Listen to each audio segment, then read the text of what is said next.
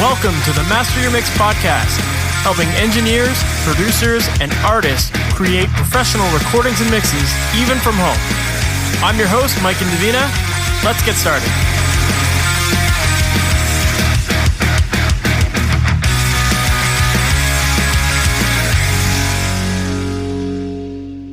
Hey, welcome to the Master Your Mix podcast. My name is Mike and Davina, and thanks for hanging out with me today. Today, my guest is Ian Stewart, who is a mastering engineer and audio educator out of Massachusetts, where he owns and operates Flotown Mastering. And today's conversation is really fun. Ian is definitely really well informed when it comes to understanding some of the more technical aspects of the production process. And specifically, because he's a mastering engineer, there's a lot of mastering stuff that he obviously really understands really well. And in this interview, we get into some deeper conversations around some of the technology, some of the so-called rules of audio. And we also talk a lot about some things that on the surface are some foundational audio principles, but a lot of people don't fully understand their importance. And some of the stuff we're going to talk about here today as it relates to things like sample rates and bit depths and using things like dither. These are things that you may or may not have really paid attention to within your DAW, but when you actually understand what they do and why you should use certain settings, it can really improve the quality of your recording. So you definitely want to pay attention to this, and I think Ian does a really great job of explaining clearly what these features are and why you want to use certain sample rates and bit depths and what their benefits are, and what the different applications are for these various tools. So yeah, there's definitely a lot of great stuff to learn here. And we also get into the topic of low end, because when you listen to Ian's masters, Ian does a really great job of creating masters that feel really big, really full, really boomy, but not in a way that they sound muddy at all. They're very controlled. And so Ian uses some very specific tools, and one of which he actually has created as a plugin. So we get into all of that stuff in this interview. I think you're going to find this really helpful, and you're going to learn a lot of really useful stuff in here. So let's just jump right into the interview. Ian Stewart, thank you so much for being on the MasterYourMix podcast. How's it going, man? Awesome. Thank you so much for having me. Of course, man. I'm excited to have you. For Yeah. people who might not be familiar with you, can you give us that background on who you are, what you do, and how you ultimately got into all the stuff you're working on these days? Yeah, so I am a mastering engineer. I'm an audio educator. I write for the Isotope blog. I do some technical editing for them on some of the kind of more technical articles. I wear a lot of different hats. I kind of gotten involved with plugin development recently. I play trumpet still. I play with a hip-hop group from time to time. So yeah, kind of all things musical. Backstory is, very similar to probably the one you've heard before a million times, but grew up playing music. I started by playing cello. I think I started cello in like second grade or something, first or second grade, played till like fourth grade, kind of took a break, found my dad's old trumpet in a cupboard one day, like over the summer between fifth and sixth grade. And he had played bunch of bands. He played in like the Man of La Mancha Road Show and Don Ellis's rehearsal band. Most people probably don't know who Don Ellis was, but wild jazz trumpeter from like the 60s and 70s, doing some really far out electrified trumpet stuff, crazy time signatures. Check out his music for sure. Anyway, so I found my dad's trumpet, kind of started messing around, and was like, hey, I think I want to take lessons. So he went out, got me a trumpet, started taking trumpet lessons. Kind of my first taste of like the tech side of things, I think probably was a summer camp I went to. And they had this teeny little recording studio. And most campers would, you'd go sign up for a time slot and you'd go in, you'd record your song, and you'd leave. And like at the end of the session, the counselors would give you a CD with your song on it. And they do all the mixing and everything in the background. Like the campers really didn't get involved with that. But I was like, hey, hold on. What's on the other side of the glass? What are you guys doing in there? And would kind of hang out and watch the mix stuff. And at the end of the summer, one of them was like, all right, here's your homework over the next school year. Like, figure out the difference between a phaser and a flanger. And if you can come back and tell me next year, you can hang out in here and like work on mixing stuff with us. Well, I went home and I figured it out, and I came back the next summer and I got to do some mixing and recording and tracking with them. Yeah, like at some point in high school, my dad got like a old Roland XP50 workstation keyboard that you could like, program loops and layer loops and stuff on, start playing around with that. And like my mom got me one of the old Fostex Porta Studio, 4-track, put a cassette tape in, you've got 4 tracks. So I would like record stuff off of the XP50 and then have 2 more tracks I could do trumpet stuff on. And so like at that point I was still kind of very much, I guess, on the creative side of it. Like I was like, how can I use this to do creative, music making? And went to a high school that had a really great jazz program. Then went to the University of Miami again because of the jazz program. So I was kind of full bore down the music lane.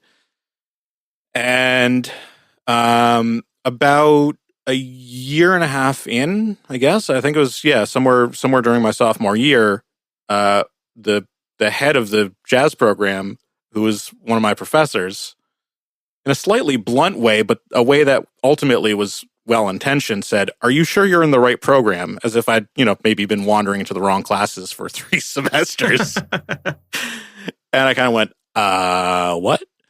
But one of the cool things about the music school at Miami was the audio engineering program was right in the same campus, right? So there are all these kind of like different, the university is huge, but there are all these different kind of schools that are kind of grouped and clustered together.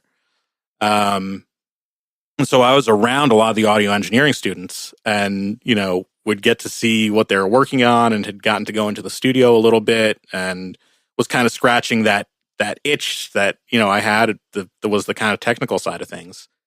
And so I said, I don't know. I guess I should think about that. And I went to the head of the audio engineering program, who at the time was Ken Pullman, which may not mean much to most people, but if you go out and you look for like the textbook on digital audio, it's by Ken Pullman. So he wrote, this book is called Principles Digital Audio. It's, like 3 inches, 4 inches thick. It is massive, all dense technical information.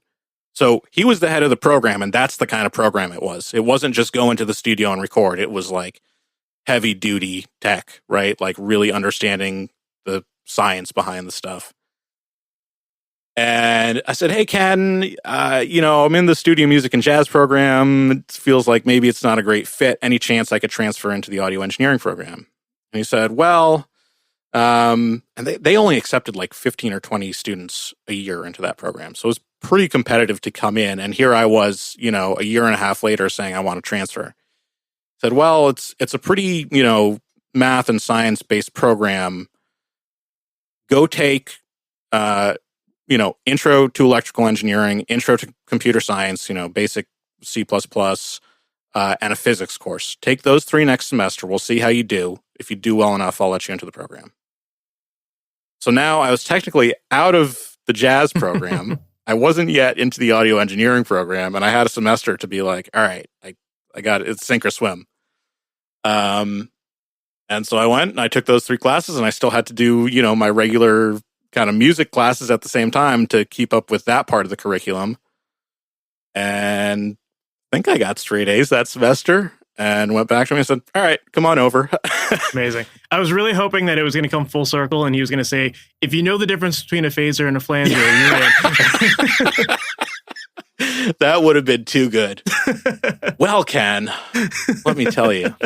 But yeah, so transferred in to that program, had to do 1 extra semester just to cram it all in. But I mean, that program, again, it was like, it's principles of digital audio, transducer theory, architectural acoustics, DSP stuff, And yes, there was the studio time going in and recording and mixing and doing all that. But that was kind of only a small slice of it.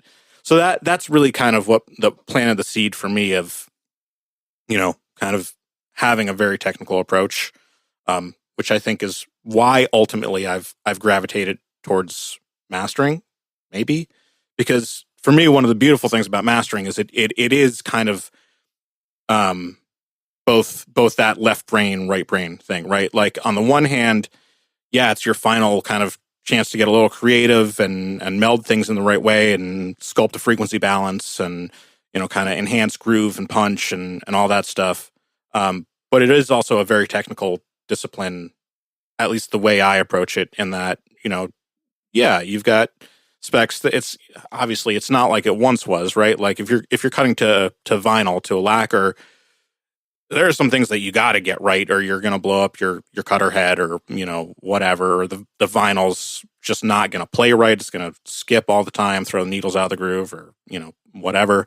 But even these days, with everything that's going on with streaming, there's a lot of technical stuff to kind of be aware of, and so just kind of having that be part of it as well is, for me, works really well, because I can be creative and I can be technical. And it kind of...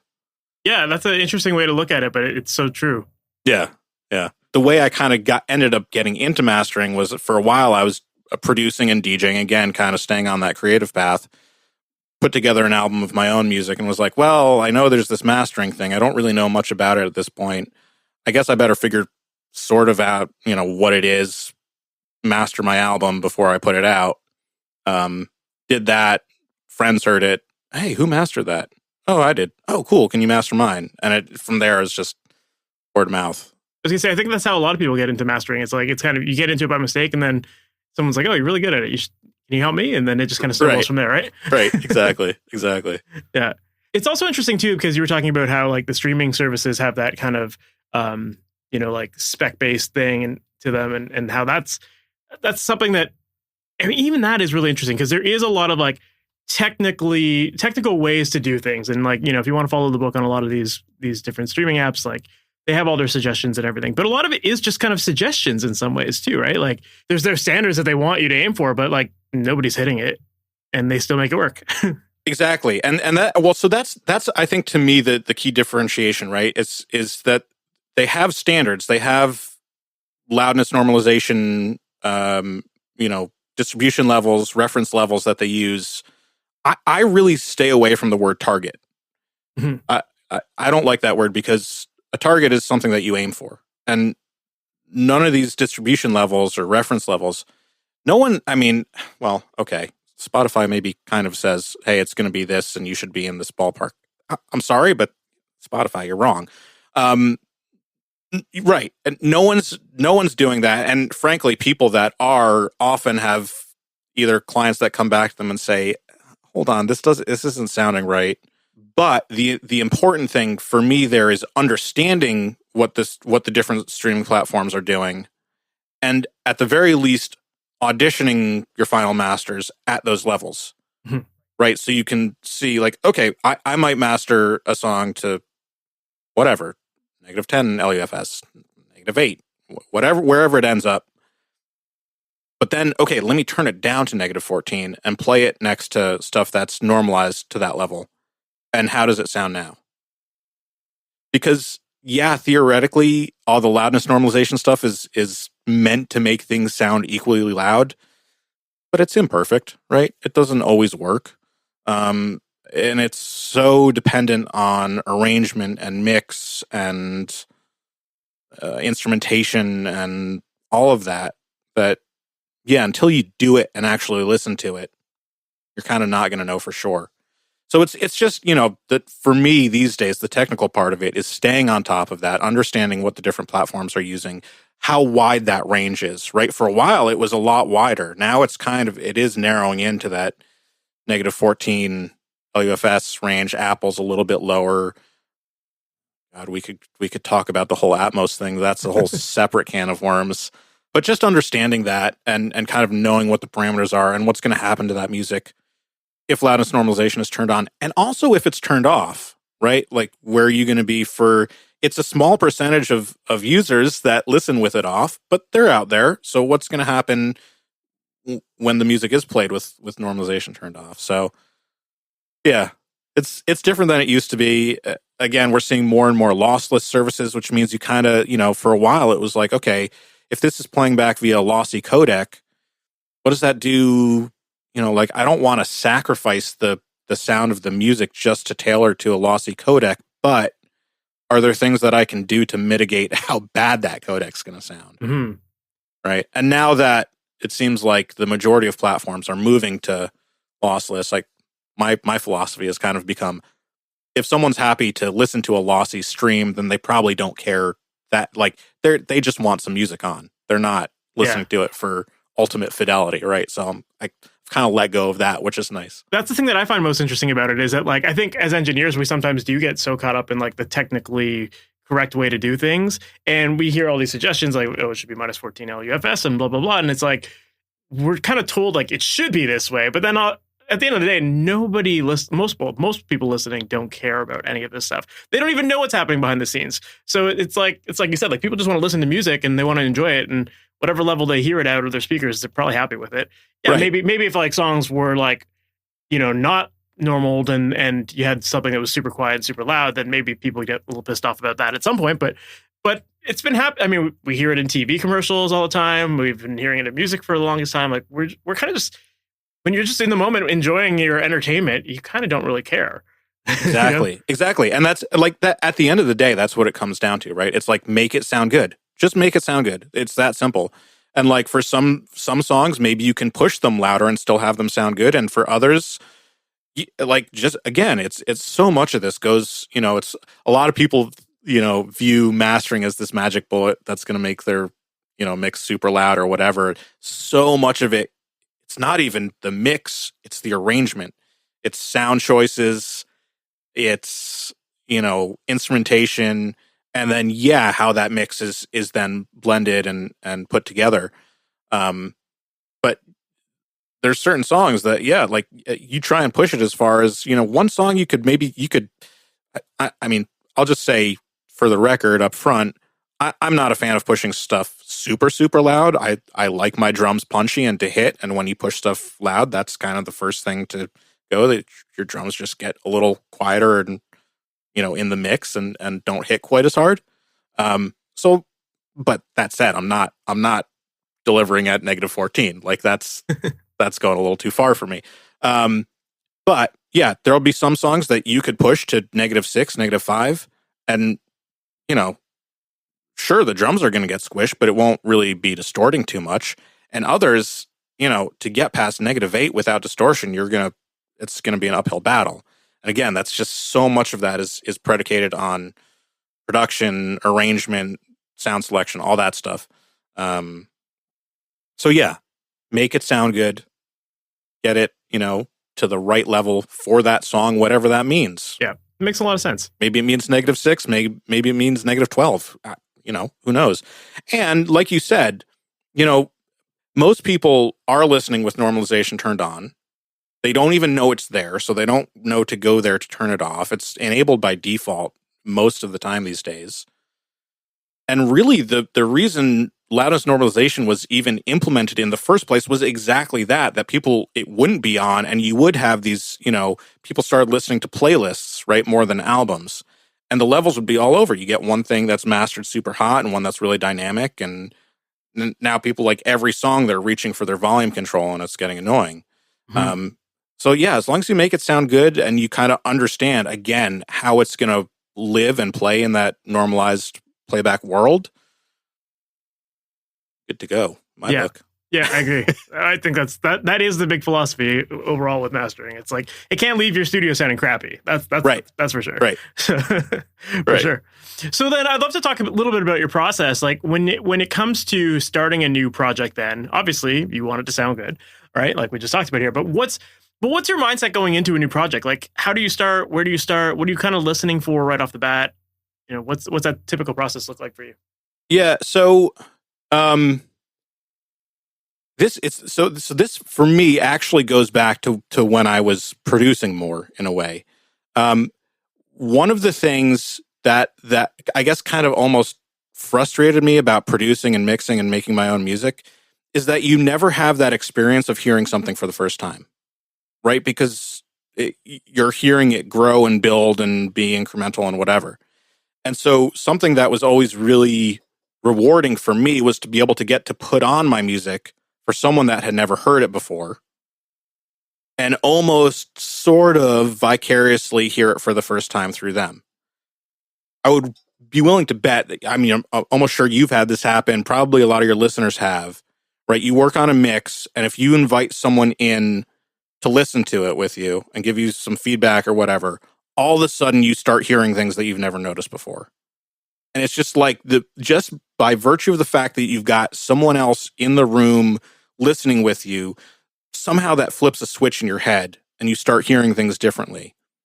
But it's still not quite the same as just really hearing something for the first time. So again, that's one of the things that I love about mastering is I can truly hear something pretty close to its final form, right? Its finished version for the very first time. And the other side of that is I get that precisely once, right? After that first listen, that's gone. And really, a lot of times after the first 30 seconds, your ears are starting to normalize to the frequency balance and all that stuff.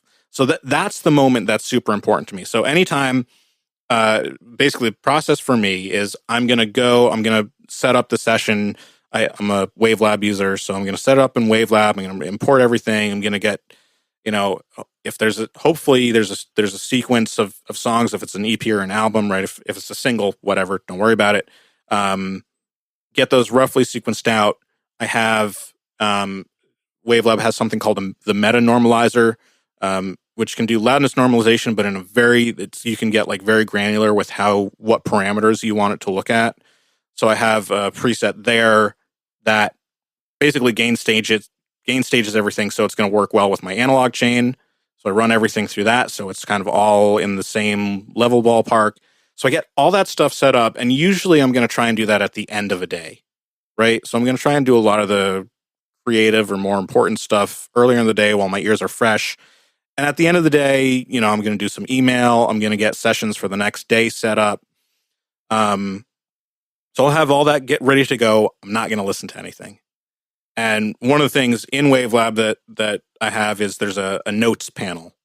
And so there's some kind of like session bookkeeping stuff that I keep in there. So my monitor gain, I listened to a few of your other guests. I know Mike Lagian was talking about this, how he hasn't like touched his monitor gain in years. I'm basically I'll move mine, but I have, it's digitally controlled analog gain. So I can get exactly back to where I was, right? So I have certain gain settings that I know are going to work well depending on what I'm working on. If I'm working on a mix, which I don't even remember the last time I did that, but I need more headroom, I'm going to turn my gain up, but I'm going to get the same loudness out of the speakers. Yeah, makes sense. Right. So I'm going to write down my monitor gain, stuff like that. And then I also have what I call like my listening notes, and basically just bullet points. So then the next morning when I'm fresh, I'm going to come in, I'm going to sit down, get in a good headspace. I might listen to some other stuff like reference material first that I just know is like stuff that I love the sound of, again, just to kind of like normalize my ears a little bit.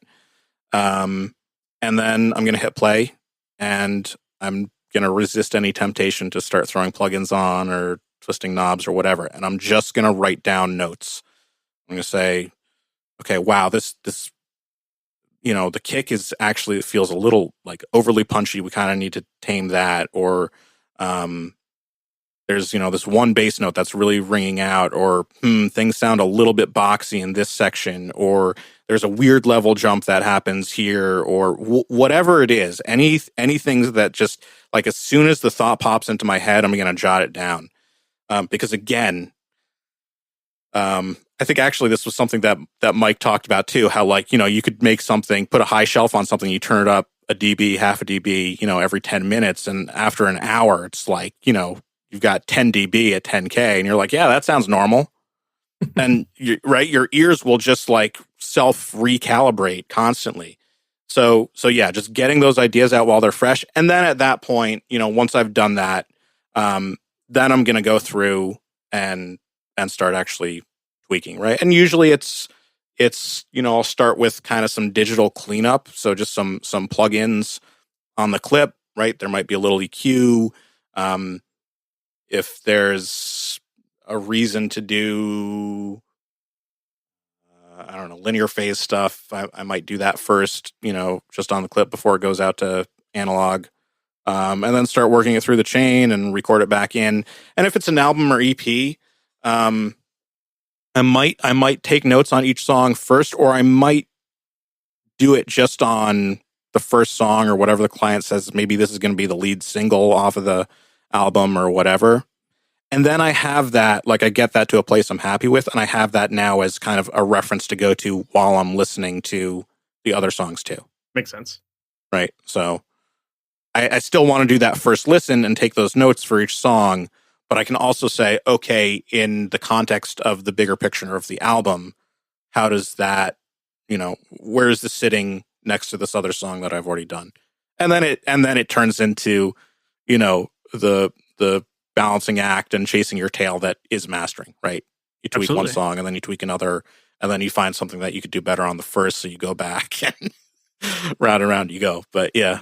Absolutely. I love that though. I think that you brought up a really good point there with that first listen, and just like you mentioned that you like to kind of prepare yourself the night before for the first listen the day after. And I think that's brilliant because it's so easy to just like, a lot of people will just throw a file into their session, hit play just to kind of like as they're futzing around and like setting stuff up. And it's like, every time you do that, you're losing that objectivity. So, Exactly. Why be listening to it while you're doing like mind numbing stuff? Like just like set it up first and then, be ready for those notes that you can create and actually come up with a real game plan for how to move forward with it. Right, exactly. And that's a big part of it, is that creating those notes, that's making your blueprint for like where you want to take this song, right? And like also how you're going to know when you're there.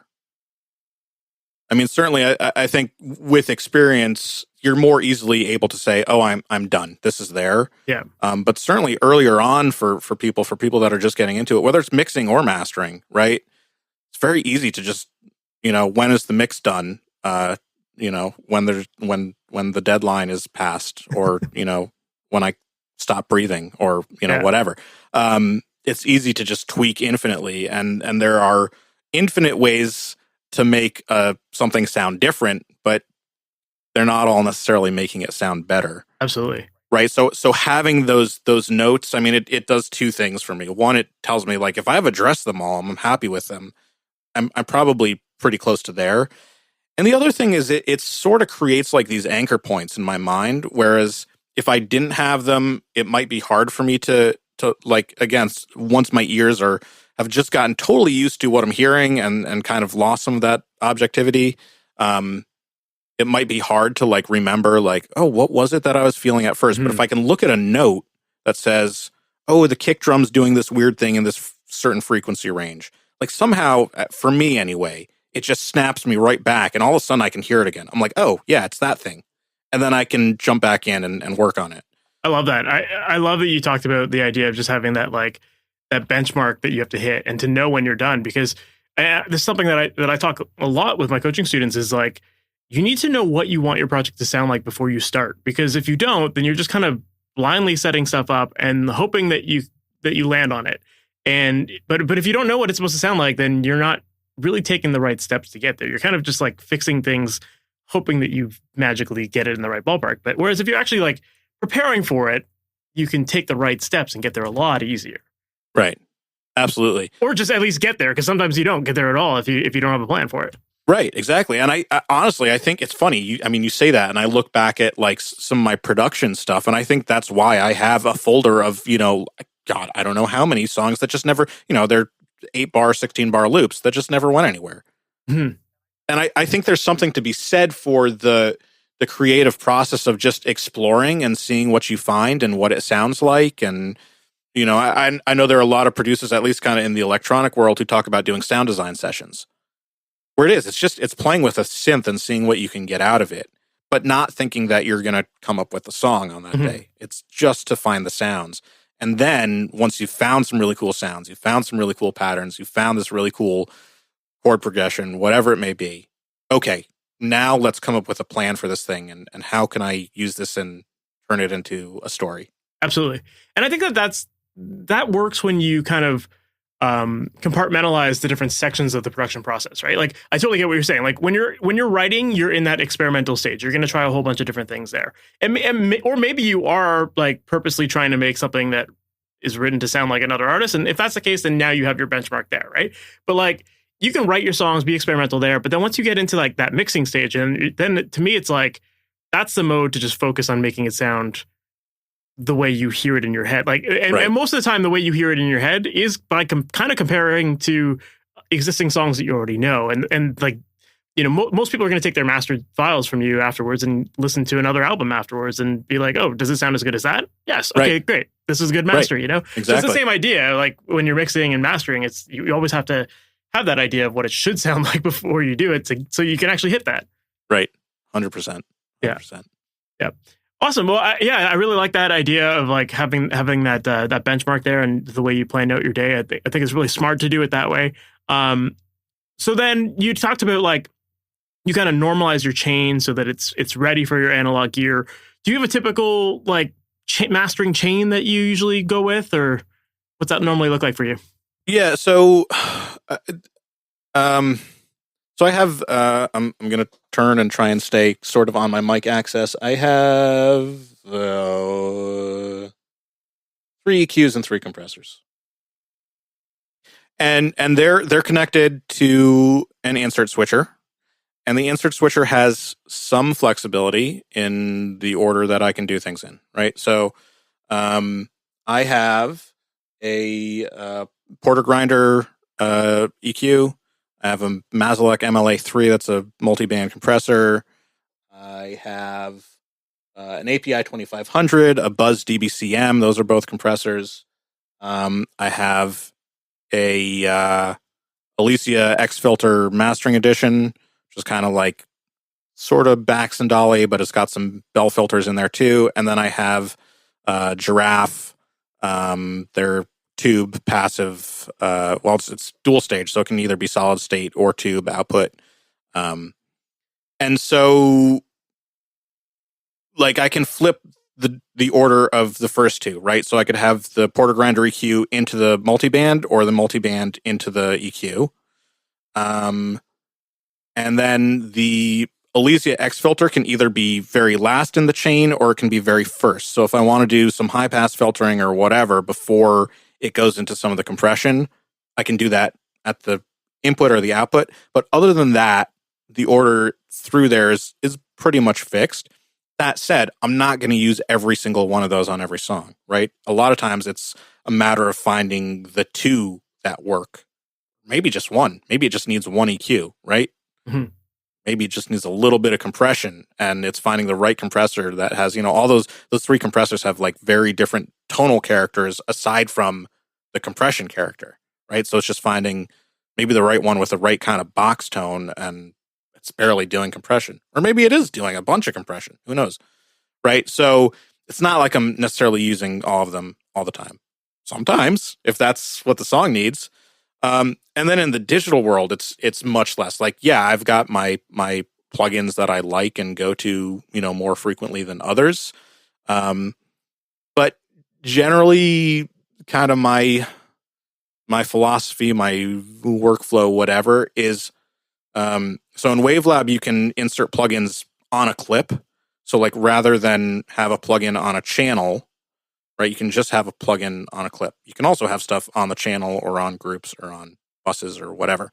But usually you're inserting plugins on the clip, so it's specific to that song. So I might put, a FabFilter EQ or the Massenburg MDW EQ or just a really clean digital EQ on there first. If there's just some like kind of like very surgical or just general cleanup stuff that doesn't need a lot of vibe, things that I just kind of want to tweak a little bit again before it goes out to analog. And so usually I'm doing more of the cleanup stuff in the box first, and then the analog is kind of broad tone shaping, vibey things. And then I record that back in, and the recording, the capture might ultimately get some plugins on it too. So I might do, And a lot of this comes down, especially on an album, you know, like you do that first pass, you get stuff as close as you can, and then you're like, oh yeah, this one's still a little bit brighter. Okay, so let me just put an EQ rather than go through and recapture everything. I mean, look, if that's the right thing to do, do it, right? Don't just stack EQs infinitely because you can. But sometimes it's, you know, it sounds okay, it works. You know, little EQ on there, or maybe there's a spatial thing, you know, put some spatial enhancement on, you know, just on that capture clip. And then usually all that's kind of, there's, you know, one set of, I'm not going to say one limiter because often there's a few, you know, some clipping, some limiting, some de-essing, whatever stuff at the end that kind of everything goes through in common. So no one set chain, but yeah, I do have those 6 analog pieces that, you know, have kind of, I guess, are part of my, if I have a fingerprint, part of my fingerprint.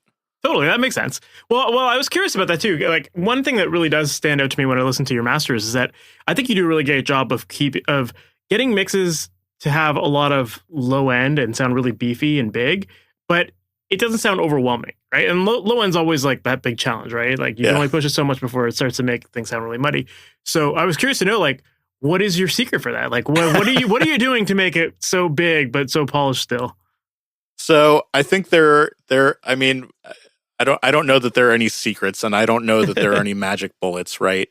I will say the Mazalak MLA3 was that. I think that might have been the first. Well, maybe I had the API 2500 before that. But anyway, that was like the first, you know, oh my God, I can't believe I just spent this much money kind of piece of gear that I got.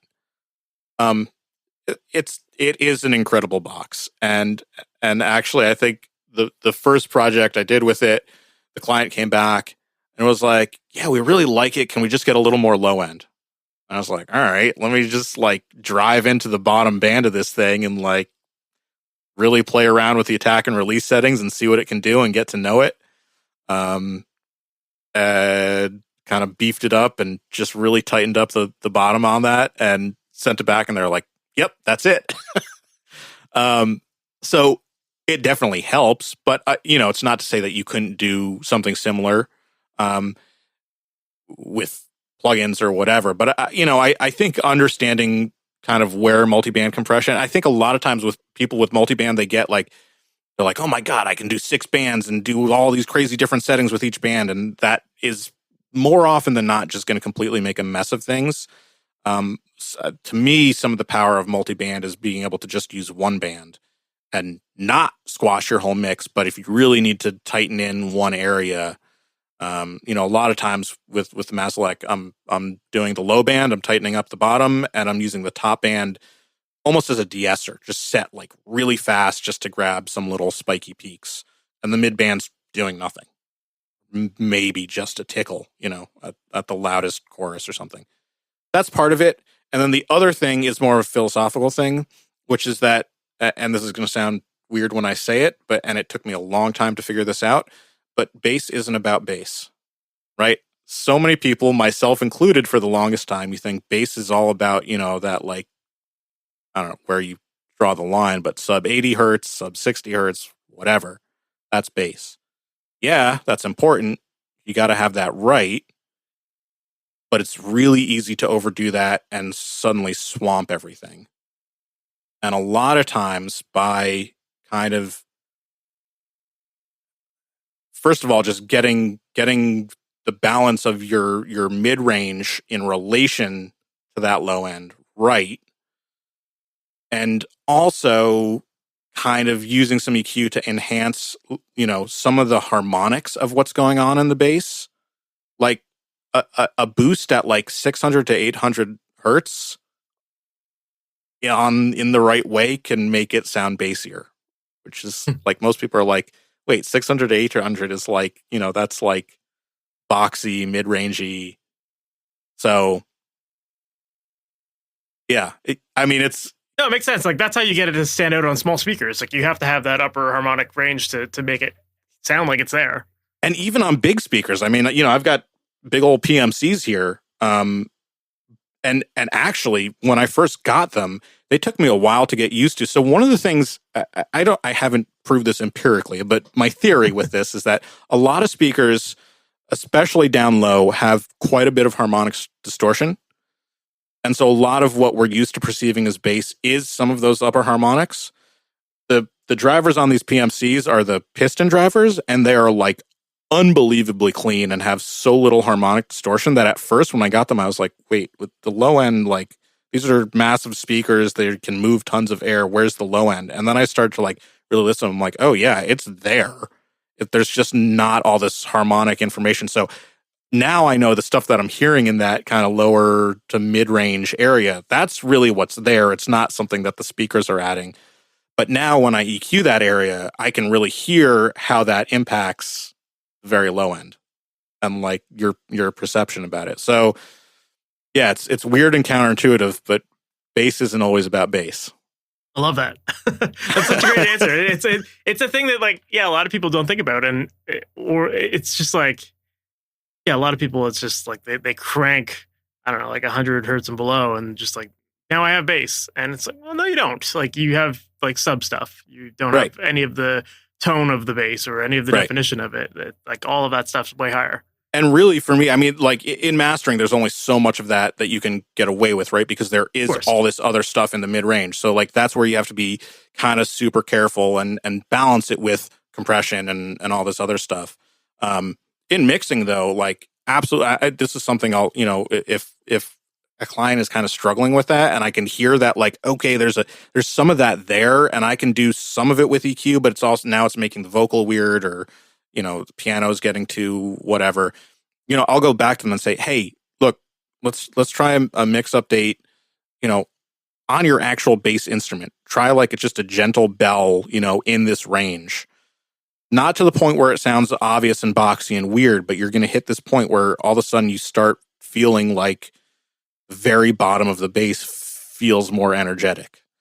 And a lot of times that'll kind of help get us there. But yeah, it's counterintuitive. It took me, again, ages to figure. I made that mistake, when I was mixing and producing almost every time.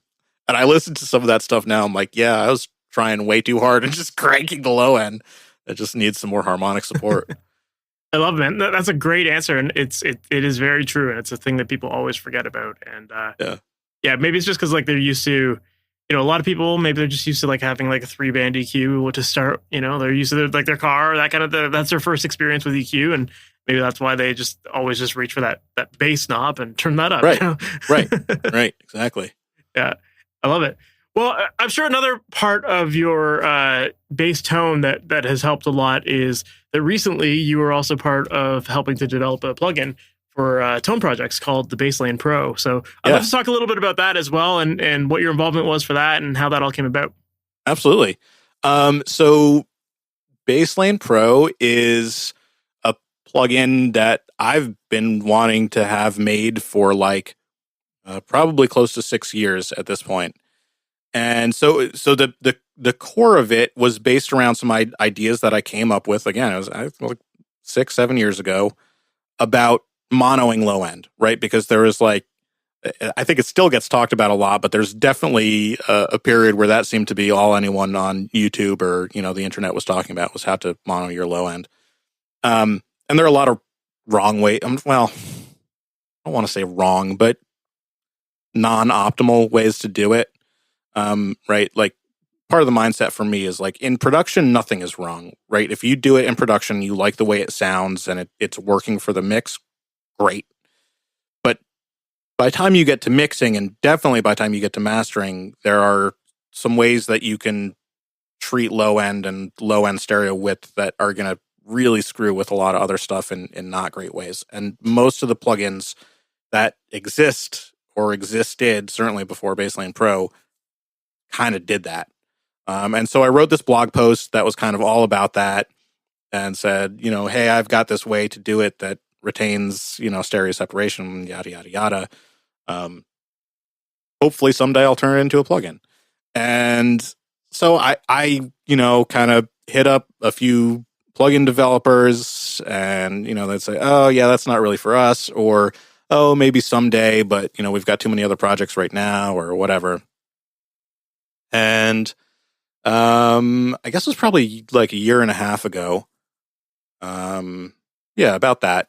I became kind of aware of Tone Projects, which is this plugin company from Denmark, and hadn't really tried their stuff, but like they were just getting like, you know, Bob Katz, legendary mastering engineer, was like raving about their compressor. And okay, if their compressor is good enough for Bob Katz and he says it's the most analog sounding plugin compressor I've ever used, or something along those lines, I don't want to misquote him, but paraphrasing, like that's good enough for me to check out. So I started checking it out. And so they had Unisum, which is the compressor, and Kelvin, which is like a harmonic tone shaper type thing. At that point, I was like, you know, I like the design aesthetic, the UI, like, and honestly, that's part of it, right? Like a lot of times you see plugins and the way they look is going to appeal to you or it's not, and make you want to use it or not. So I liked that. Obviously, the sonics were there. I started playing around with it, and I was like, all right, I need to see if I can get in touch with these people. I had no idea how big the company was, who it was. I knew a mastering engineer I was friendly with from kind of online world, had done some of the presets for Unisum and Kelvin. So I reached out to him. I was like, hey, Bob, different Bob. I have this theory that to be really good at mastering, you have to be named Bob. Bob Katz, Bob Ludwig, Bob Mack. List goes on. Definitely a trend. Anyways, so yeah, I reached out. I was like, hey, Bob, can you connect me with the Tone Projects folks? And Bob actually knew about this plugin idea. I had mentioned it to him before. He's like, you know, actually, Rune, who is like the lead developer and owner of Tone Projects, saw your blog, or like, I think Rune heard me actually talking about low frequency mono stuff on Ian Shepherd's podcast. I was like, this guy has some interesting ideas that kind of align with mine. I want to talk to him. And I think saw that Bob was a mutual friend and reached out to Bob and said, hey, can you introduce me to Ian? And like, this was happening like almost at the exact same time. So Bob just wrote us an email, put us both on it. It was like, hey, here you guys, you both wanted to talk to each other. Yeah. Here you go. Have fun. So it very much felt like it was just kind of meant to be. Yeah. So, you know, we started just kind of hashing out what we wanted the plugin to do at a high level. You know, I kind of started sharing with Rune some of my ideas around, how do you do that low frequency image correction without screwing up phase and imaging around the cutoff frequency and all that stuff. And then we kind of talked about it a little bit, like, okay, what would be some nice to haves? Like, if we get that all working really well, what would be some nice to haves on top of that? And then it was about a year of development. And so, you know, Rune would send me a beta and I'd test it and I go, oh, this is working. This is great. This is a little bit weird. Can we try this? What if we did this thing here? So I was very much, for me, it was I was very conceptually involved, right? It wasn't like, I took some C++ classes in college. I can look at code and kind of go, I think I basically get what's going on here, but if I have to write from scratch, forget it. So for me, it was high level of like, okay, here's some engineering ideas, like, you know, what if we use a floating gate here to do this, or like, you know, use this type of smoothing here or whatever. And then Rune, genius that he is, would take my ideas and go make them happen. And usually he said, well, okay, maybe we'll do that in version 2. And I go, okay, whatever. And then a week later, he'd send me a new beta that would have it all baked in. I was like, dude, you're too good. So yeah, we got some beta testers involved, you know, once we had it kind of, you know, mostly baked, we thought. And it's been really interesting to kind of be on the other side of that process of you know, like that development cycle and interacting with users and seeing people, you know, one thing you think seems totally obvious and this is clearly the way to use it. Someone else comes out and just totally abuses it in a way you've never would have thought of. And it sounds amazing. And you're like, wow, that's so cool. So yeah, it's been a really cool process. But I guess if I back up, basically, Basslane Pro is a little bit hard to describe in like one or two sentences, but basically, it gives you like comprehensive image and dynamics control for your low end. So it gives you ways to narrow or widen low frequencies.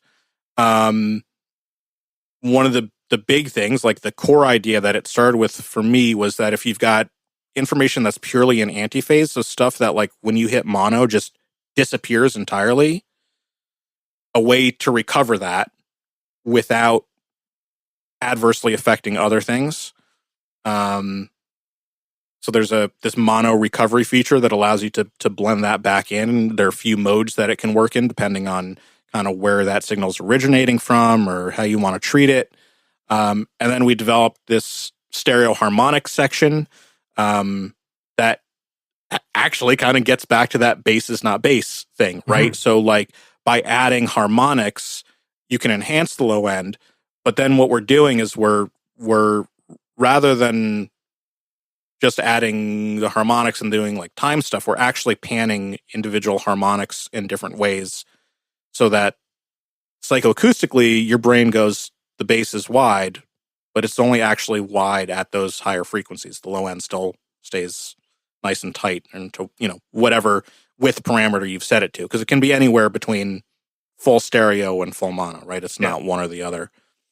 And then lastly, we ended up implementing, I say we, this was mostly Rune, was like, it'd be cool to have some dynamic stuff.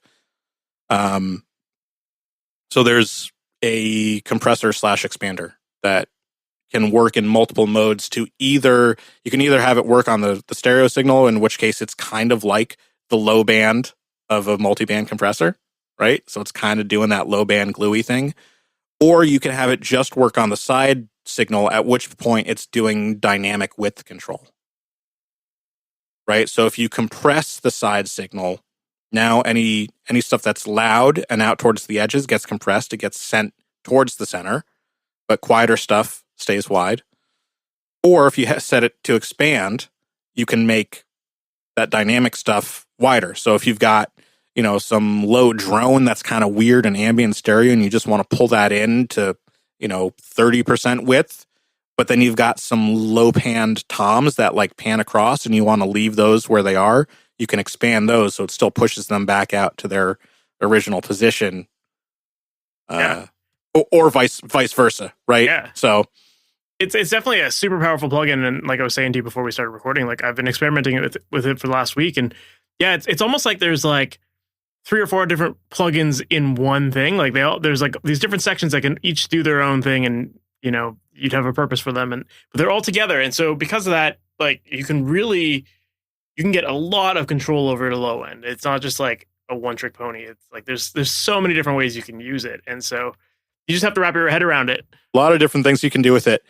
And one of the things that I've seen, and right, like if you've got haters, you're doing something right. That's kind of the way I look at it, right? So like some of the criticism that we've seen is like, oh, this is just, I could build this chain with other plugins that I already have or that I can get for free or whatever. And that's not entirely true, because nothing else out there really does that mono recovery the way we do. But even if you don't care about that, the other elements, a big part of it is how they all interact, right? And that's only happening because they're talking to each other within the plugin. They're all linked together. So doing that with different plugins, maybe you could get somewhere close, but it would be hard and not time efficient, right? And that was one of the big focuses for us, is like, how can we, it's not, you look at the plugin, it's got a lot of knobs, but not an insane amount, right? Like to me, it feels pretty manageable. And yet with, a fairly condensed control set, you can do a lot, and you can do it pretty quickly once you kind of wrap your head around it, which admittedly probably takes some time, because it's not like many other things out there. But yeah. But also, like, you don't have to use all of the different sections in it. That was one of the things. No. That, like, yeah, right, like, exactly. Just because you see all the controls doesn't mean you have to. So you just have to get used to that. Yeah. Right. Right, exactly. Sometimes you might just, like, one of the things a lot of people gravitated towards first was like, oh my God, I can make the bass wide. And here I am like, this is a tool to narrow bass effectively. And they're like, stereo harmonics, yoink. It's funny. That was the exact same thought that I had when I first opened it up. It's like, oh, cool. Like this giant width knob in the middle. Like, I guess that's the thing I should go to, right? Yeah. So, yeah, it's wild to see what people have gravitated towards with it. And I think it's giving us some ideas for, updates in the future. And yeah, I love it. I mean, it makes sense that like this, like, like I said, your masters have always had this like big low end. So to create a plugin that gives you all of that control in the low end and to fully be able to utilize like all these different tools in one plugin is great. Yeah. And so right. It makes sense that you would have made that plugin. And yeah, you can see where I honestly wasn't even thinking about this when we were talking about like, the low end stuff earlier, but you could see like a lot of that philosophy for me of like low end dynamic control and bass isn't just bass and what, like, yeah, it's all kind of distilled in there in Basslane Pro. If Rune hears this, I've told him again and again how appreciative I am that, we linked up, and it's really like, I feel like I couldn't have gotten luckier with finding the right person to develop this. Like, we're just so like, we had the right amount of friction, I feel like, where we needed it to like push ideas forward, but then we're in alignment on like the core things that we wanted it to do and how we want it to sound. So amazing. Yeah, that's awesome. Got super lucky there. Right on. Well, I do want to shift gears a little bit. I know that when you and I were first talking through email about like various topics that we can cover in this episode, you had mentioned a couple different topics that haven't really come up on the podcast before. And I thought, you seem like you're someone who's very well thought out with all this stuff. And so I thought, let's dive into these a little bit. Yeah. And one of the things that immediately caught my attention was the topic of sample rates and bit depths. And yeah, I think that's a really interesting one, because even for people who aren't mastering, it's like, this is one of the first decisions that you need to make when you're opening up a recording session. And in any DAW, you need to decide what sample rates you're going to be using and all that kind of stuff. So I'm curious to know, like, first off, do you have any preference for what people should be using and why? Let's separate it into sample rate and bit depth a little bit. So bit depth is pretty easy. Yeah, record at 24-bit. End of story. Right? Like there's no reason for people to be using 16-bit anymore. Right? Hard drive space really isn't an issue.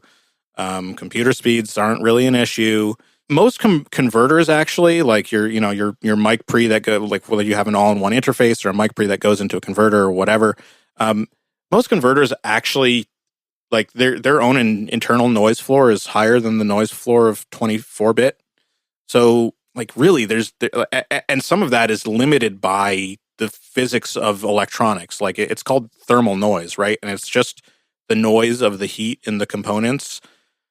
It's kind of always going to be there. So really there's no reason to need higher than 24-bit. And to kind of like zoom back a little bit, the thing that bit depth ultimately, like to really distill it down, it's more complicated than this if you really dig into it, but to really distill it down, bit depth affects noise floor. That's basically it, right? So the higher your bit depth, the lower your noise floor. And roughly, you get a 6 dB increase for every additional bit. The theoretical noise floor of 16-bit is negative 96 dB. Theoretical noise floor of 24-bit is negative 144 decibels full scale. Most converters, if they can get down to negative 120, 125, that's doing really good. So again, 24-bit is great. So just record at 24-bit. Once you get inside your DAW and you start mixing, everything's going to convert to floating point. So floating point's a bit weird, but basically it means that signals can get really quiet and not disappear into the noise floor. And you can also go over what would normally be clipping, and at least internally, the signal won't clip. If it hits your output converter that hot, your output converter will clip, but internally in the DAW, the signal's still fine, doesn't get clipped. So most DAWs these days work at either 32-bit or maybe even 64-bit floating point, which again, basically tells you what the noise floor of that floating point signal is, and then also how far up and down it can be scaled. So like basically you're taking the base bit depth and shifting it up and down, and almost like magnifying it, like either zooming in or zooming out. That's a very hand wavy way of explaining it, but kind of gets the point across. So Once you're in your DAW, you start mixing, everything's at floating point. At that point, either export to 24-bit again and send that off to your mastering engineer, or again, these days, everything pretty much works at floating point. You can just leave it at 32 float. And that way, even if your output bus is clipping, that clipping's not going to get baked in. And the mastering engineer can just clip gain it down, and all your peaks are going to be retained and nothing's going to clip. Now, if you're going out through an analog chain, or, there are a lot of people that will still route out to another track in Pro Tools and print to it, then you got to start to be careful, because if you're set to 24-bit in Pro Tools, it's going to record that file at 24-bit. So if it's clipping, it's going to get clipped. Gotcha. But if you're just sticking within the DAW, then you're fine to keep things as it is and export as is. Yeah, or I mean, for a while there was and I think I took it down for a while. I had a video on YouTube about why changing all your individual fader levels isn't the same as changing your master fader, and technically that's true, but the math has improved enough now, especially with 64-bit floating point, that if your master out is clipping, just pull the master. Don't worry. If you've got automation, all this stuff going on, just pull the master fader down. Now, that may mean that if you've got dynamic stuff going on your 2-bus, it's going to affect that. So maybe you just put a gain plug in after it and turn the whatever. Yeah. There are plenty of ways around that. But it's interesting because the way you described it, I know in Pro Tools you can even switch, but you can even select 32-bit floating point as an option.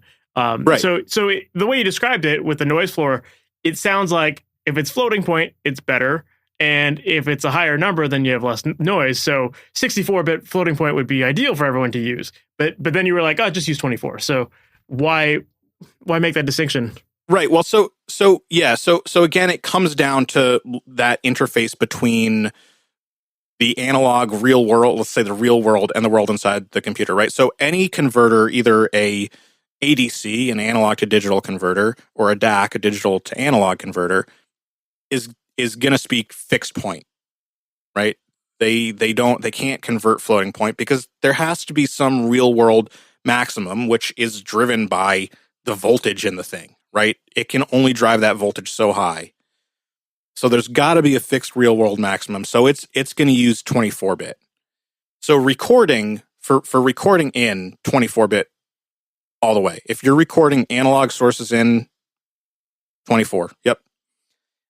Once you go to export, 32-bit float is fine because now you're probably staying digital, right? So if you're doing an offline bounce or whatever, I would say most of the time 32-bit float is fine. If you're doing a capture back in, yeah, you just got to think about what bit depth you're set to record at. So if you recorded all your analog sources at 24 and then you don't change it, you just got to make sure, okay, that you're not clipping, right? If it's at 32 float, clipping doesn't exist. I mean, if you want to get technical, it does, but it's 1500 dB and change above zero. So don't blow your ears up. Don't blow my ears up. We're not trying to capture rocket shuttles or anything. So, yeah, that's kind of, again, the simplest way to think about it is 24-bit is going to be your best bet when it comes to real world analog stuff. It seems like it has the most compatibility in and out. Right, exactly. Yeah. And the thing there is that you just have to be there. You do have to watch out for clipping on your output. So if you're worried about that, or you notice, hey, my output is clipping, I'm not really sure. I tried bringing my master channel down, but it's doing weird stuff with my 2-bus, or it just doesn't feel right.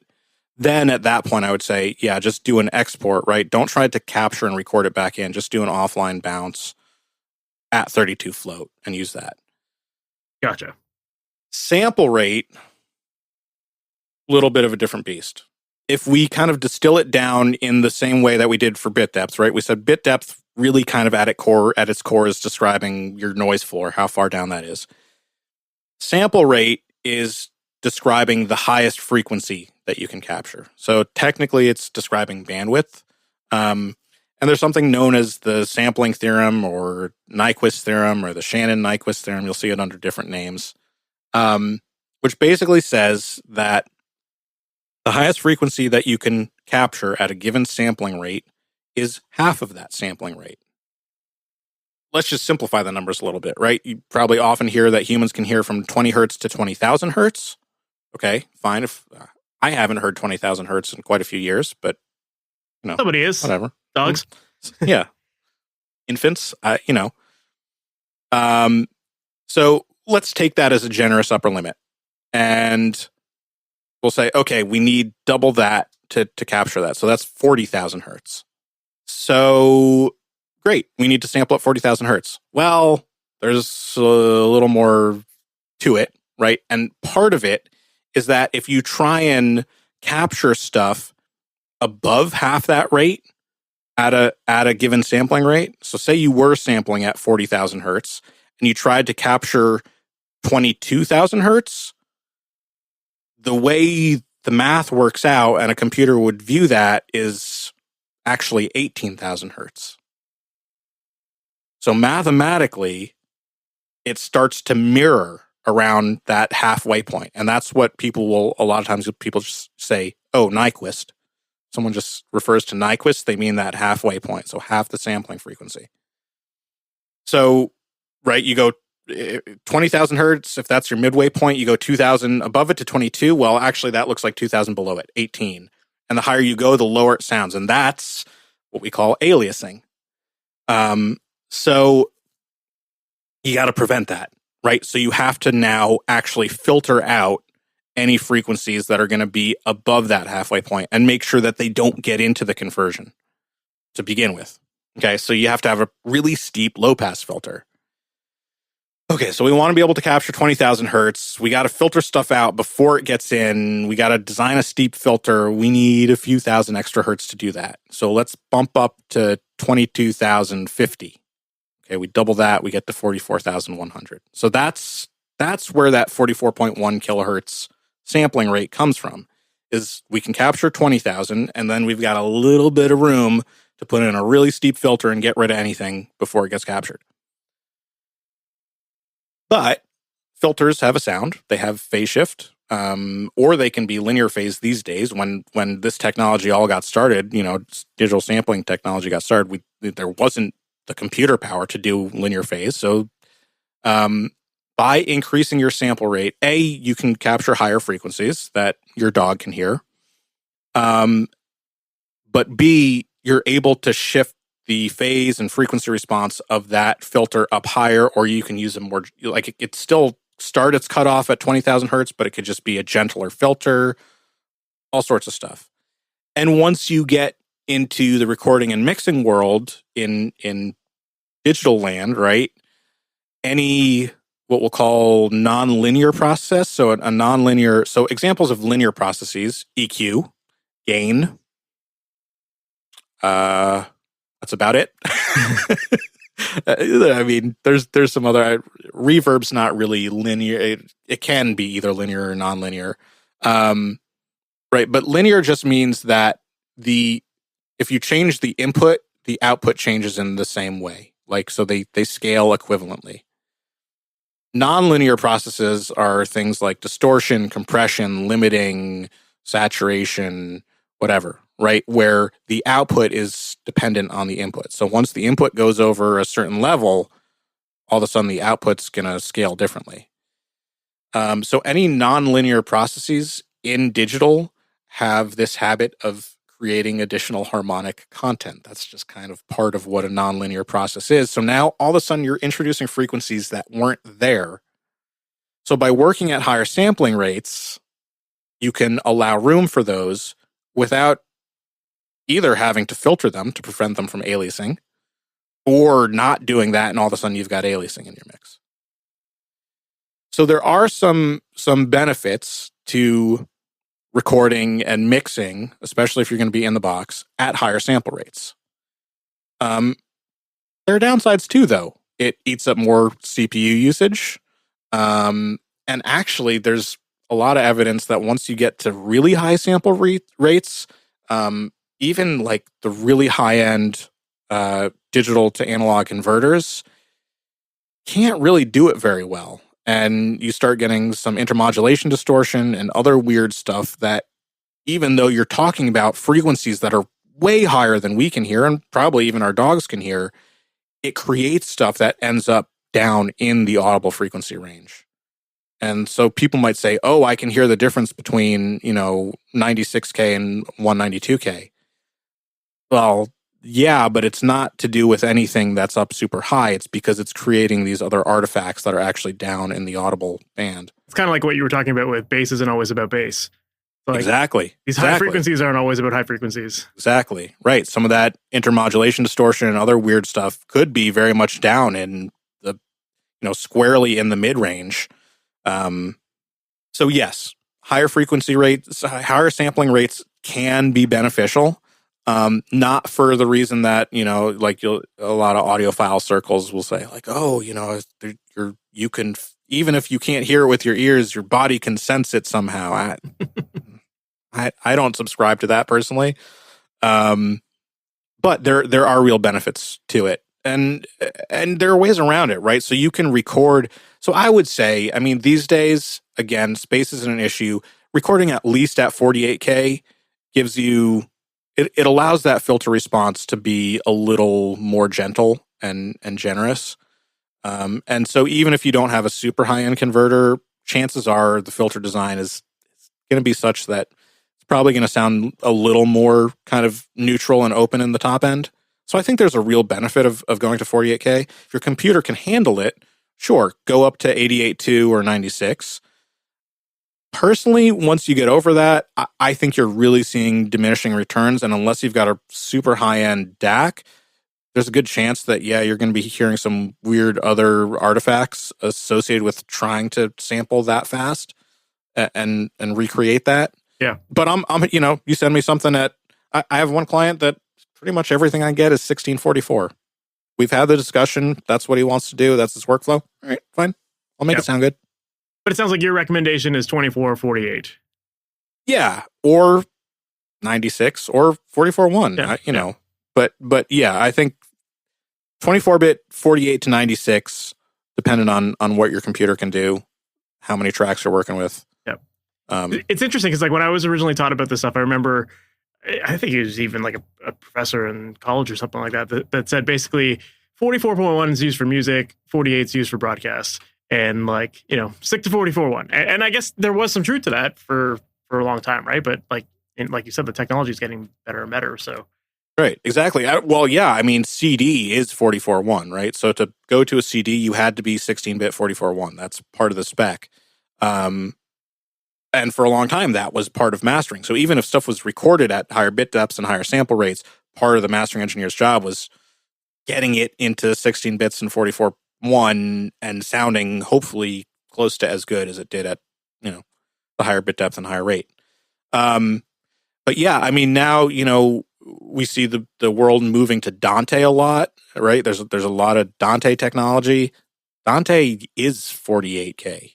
Like, as far as I know, I'm not a complete expert there. I don't really necessitate it in a kind of mastering workflow, but in bigger studio environments where, you're trying to link all these rooms, you can do that over Cat 6 now rather than, these huge, thick snakes. Great. Or the live world, certainly, it's not uncommon to see digital stage boxes and stuff. And yeah, a lot of the broadcast world is still 48K, right? And there's some historical context of 48K and 24 frames per second, and somehow there's things are divisible. I don't know, whatever. But yeah, these days, again, the technology is getting really good. Sample rate conversion, that used to be a hard thing to get right. These days, there's still lots of ways to get it wrong and applications that don't do it well, but there are also some ones that are cheap or free that do it excellently. So, yeah. So within all of that said, then, when it comes to people bouncing out their tracks, should people be upsampling or downsampling? Does that matter?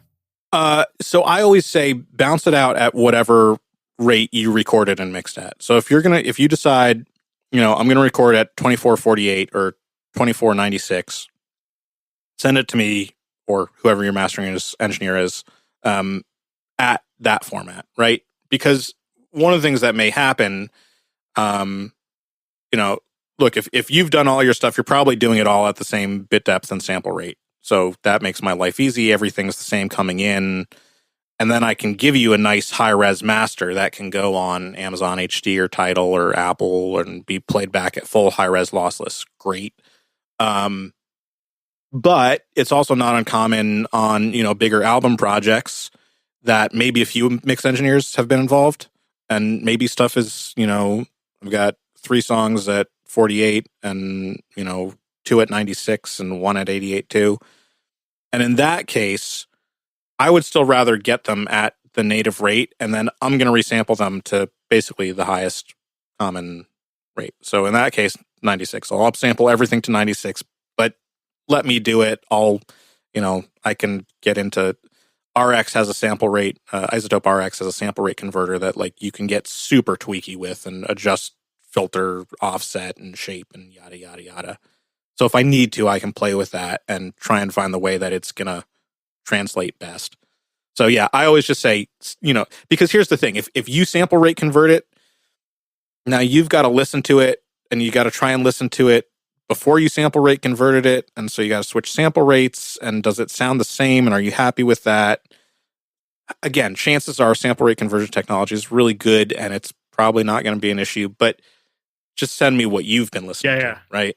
Well, that makes sense. And I think that makes sense, especially if you're sending it to a mastering engineer who, that, like you said, that's kind of a big part of the process for mastering engineers. And they understand this stuff a lot better than most mixing engineers do. Right. But yet there's still a lot of people, especially in the home studio market, who aren't going to be sending their tracks to a mastering engineer, and they're just kind of bouncing it out of their mix sessions, and that's that. So in that case there, I guess you kind of have to downsample if you were using something really high, right?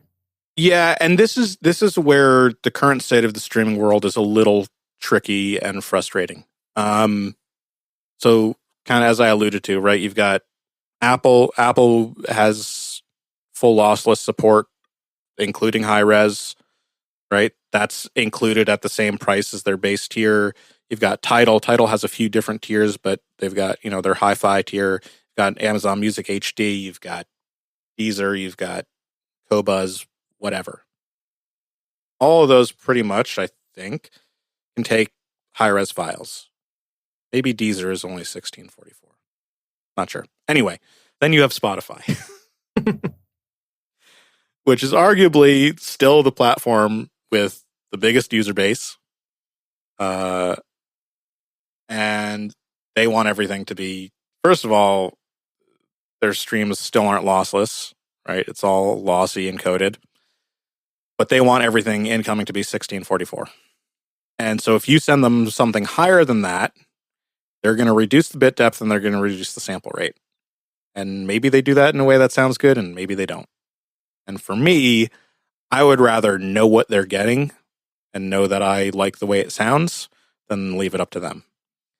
So, unfortunately, these days, my recommendation is if a client's going to send one, they're going to use CD Baby or TuneCore or DistroKid or whatever, and they're going to send one master out to go onto all the streaming platforms, which is, let's be honest, the most cost-efficient way to do it. I think most of those companies even just ask for one file to begin with. Right. Well, so yeah, and most of them, if you want to use different files for different platforms, those have to be different submissions. You have to go through and do a fresh submission for each one and pay for each one and specify, this one only goes to Apple and this one only goes to Spotify and this one, right? And it's just who wants to manage that and pay for that and whatever. So if you're doing one set of files or one file, it's a single, for all the streaming companies, 1644, unfortunately, if you care about Spotify, is still kind of what you got to drive towards. Will that change? I don't know. We saw, I think it's at least a year ago. I think it might be close to 2 that Spotify said, we're going to have Spotify Hi-Fi or whatever they're going to call it. And it just kind of died on the vine. There's just been nothing said about it. And I think they realized that they would have to convert their whole library and change a lot of the back end of the streaming, software. And that all the other companies are basically doing it for free. mean, part of Apple's thing. So for a while it was called Mastered for iTunes, and then it was Apple Digital Masters, which technically is a program that still exists. But part of that was that Apple wanted high-res lossless files.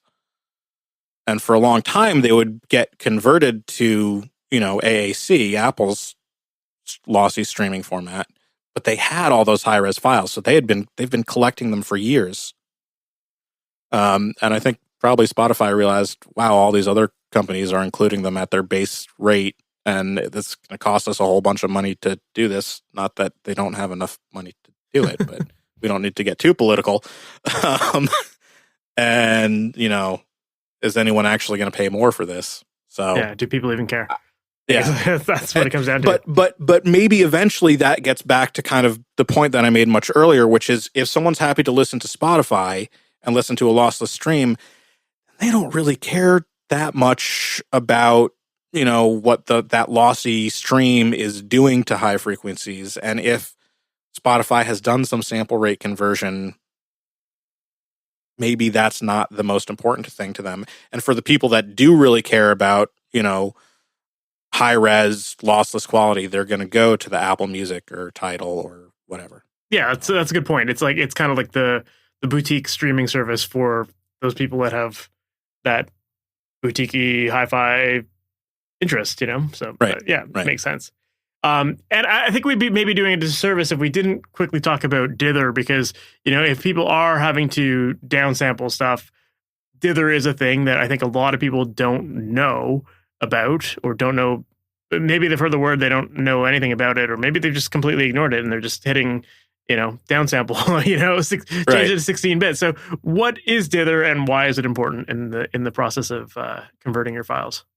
Sure. So again, high level kind of, well, it's not even that hand wavy. It's true. Dither is noise. That's like at its core, that's all dither is. Dither is very, very, very quiet noise that you add to a signal. And basically what it does is when a digital signal gets really quiet, right, you've got your bit depth, which describes your noise floor and kind of how accurately you can describe the amplitude of a signal, right? So the more bits you have, the more kind of fine-grained steps you can ascribe a like a better resolution, basically. Better like let's say vertical resolution, right?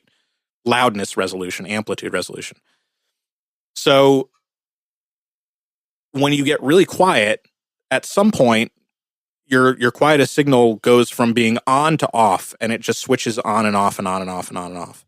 And if you've got a repeating signal that's doing that, all of a sudden it creates a type of distortion. It's called quantization distortion, right? Because now rather than being this waveform, it's just kind of pulsing on and off. And it creates these weird, it's inharmonic distortion. It's not just harmonics, but it's kind of a mathematical relation between the frequency of the signal and the sampling frequency. And so you get this weird kind of distortion that happens with very quiet signals. By adding a teeny bit of noise is inherently random. And so you add a little randomness, and now it pushes some of those samples above and some of them below. And all of a sudden, you can retain a signal that before would have turned into distortion. And actually, earlier I said the theoretical noise floor of 16-bit is 96, negative 96 dBFS. With dither, you can actually get below that. And you can retain signals that would be below that theoretical noise floor by adding some dither. So dither is just noise that you add to the signal to prevent distortion at very, very low volumes. And so basically, dither is like one of the last things that you'll do. And it should be done anytime you reduce the bit depth of a file. Right? So you record in at 24-bit.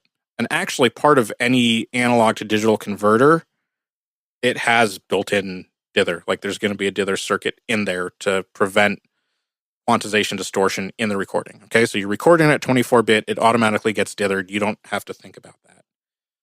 Now you start mixing. goes up to floating point internally, 32 or 64 float. Okay, great. You export that to send to a mastering engineer or to work on at 32 float. Don't worry about it. You want to go down to 24-bit. Technically, you should use dither. Now, 24-bit has such good resolution and the noise floor is so low that some people argue whether it's really noticeable. For me, it's technically the right way to do it. And the dither noise is going to be so quiet that you're definitely not going to hear it. But you might hear the distortion products if you don't dither, right? Because like tonal stuff tends to be much more audible than kind of flat noise. So for 24-bit, one of the things people might have seen is like noise shaping, right? You might have a dither selection that might say like triangular, rectangular, POW R1, whatever, right? That's what's called noise shaping. And noise shaping is basically just applying an EQ curve to that dither noise. Really all it is. And what most of them try to do is attenuate the part of the noise that's in that like mid-range that we're more sensitive to as humans, right? So the kind of like 2K, 3K range, and turn it up a little bit at the super high frequencies, so up near 20 kilohertz where, most of us can't hear anymore, and down really low where we're just less sensitive to those frequencies. So for 24-bit, you kind of don't need to worry about noise shaping. You can just use triangular. TPDF, you might see it. That's fine.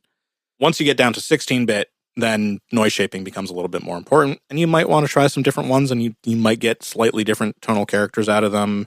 And mostly where you're going to notice this is in like reverb tails and quiet sections and fade outs, stuff like that.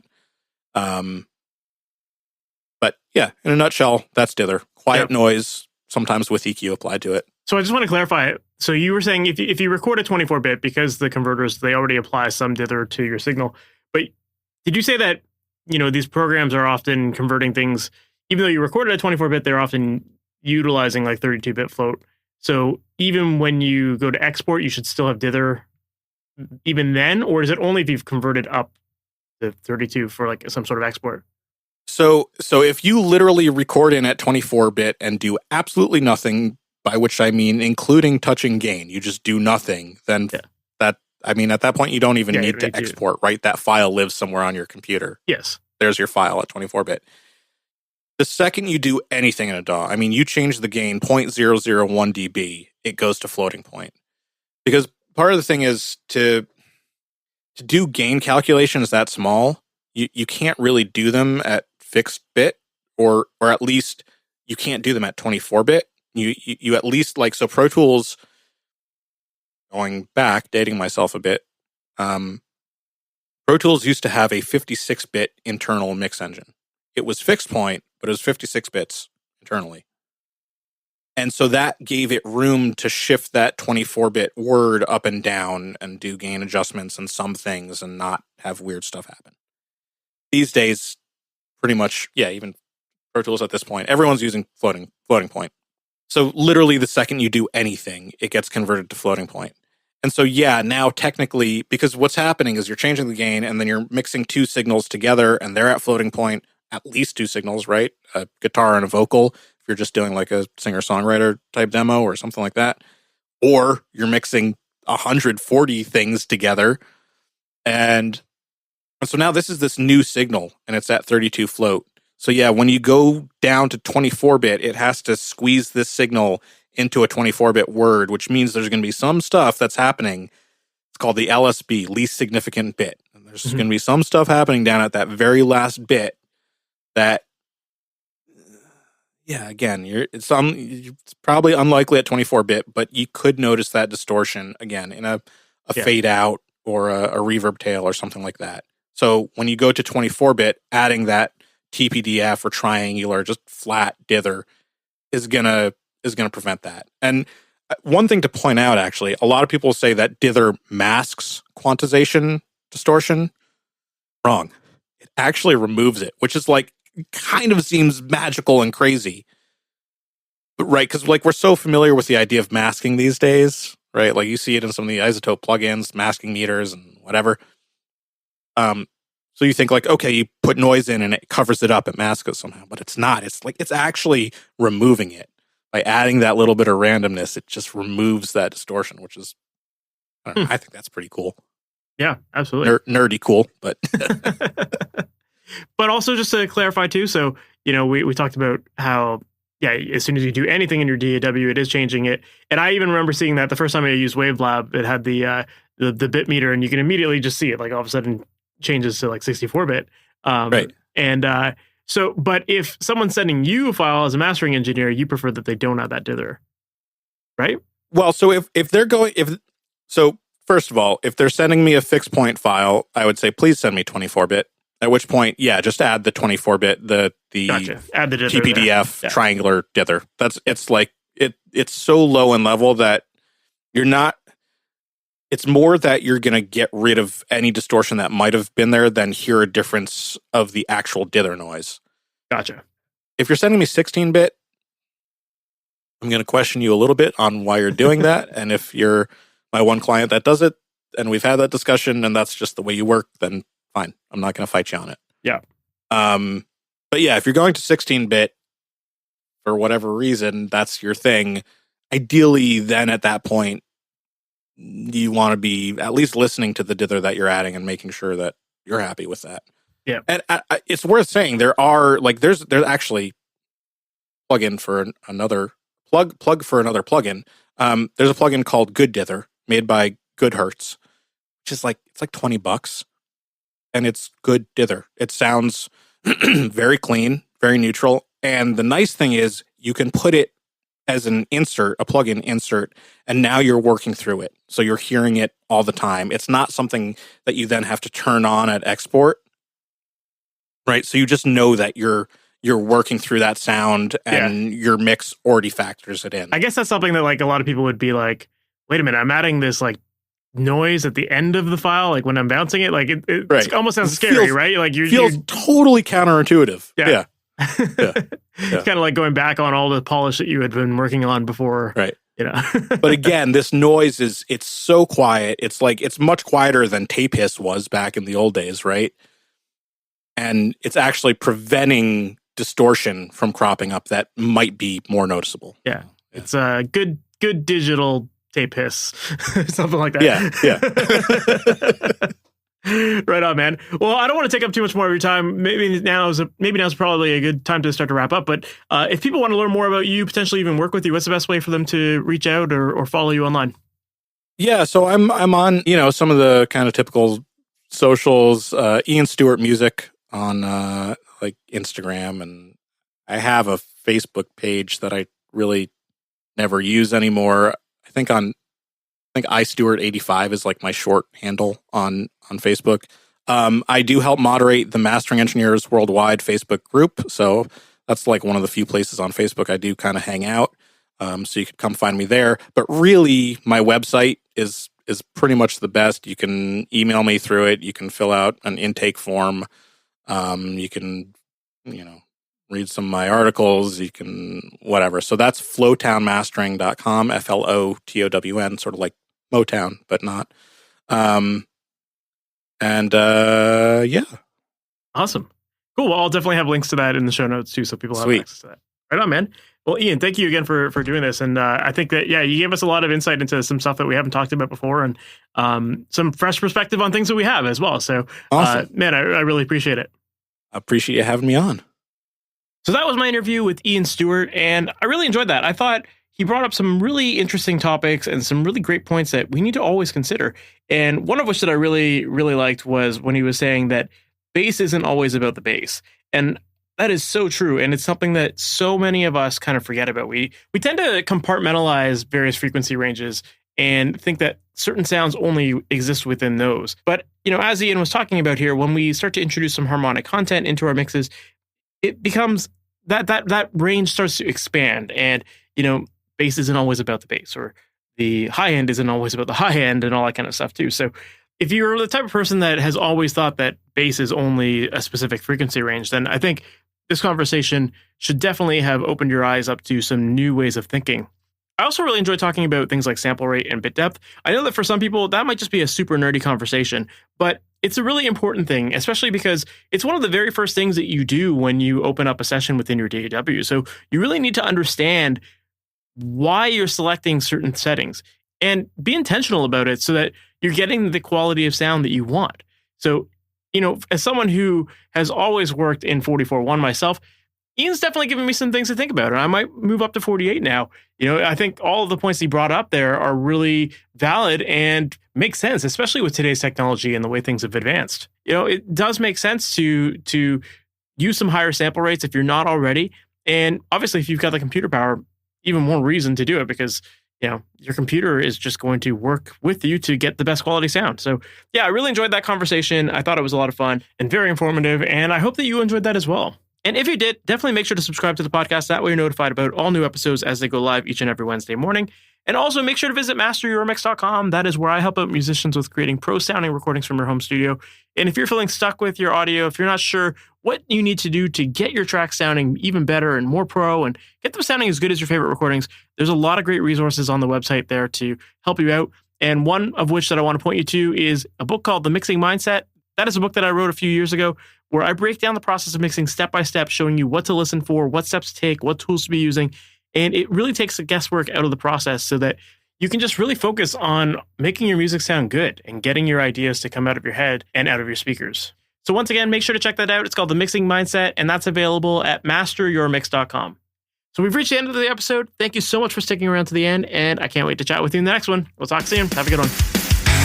Thanks for listening to the Master Your Mix podcast. To have your questions answered, submit your questions to questions@MasterYourMix.com. Please go to iTunes and subscribe and leave a review. And for more information on how you can improve your mixes, visit MasterYourMix.com.